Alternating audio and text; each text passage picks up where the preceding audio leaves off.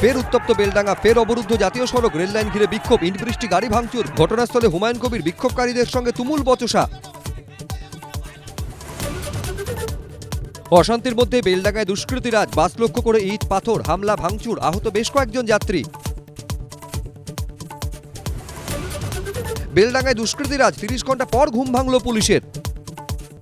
ধৈর্য রক্ষে কথা বলেছি, পুলিশ ছিল আগে, হঠাৎ করে লাঠি চালানো যাবে না তো। বেলডাঙ্গায় অবাধে তাণ্ডব, ঘন্টার পর ঘন্টা দর্শক পুলিশ, তৃণমূলের গুন্ডাদের হাতে সাংবাদিকও আক্রান্ত। নারী সুরক্ষা নিয়ে মালদায় তীব্র আক্রমণে প্রধানমন্ত্রী।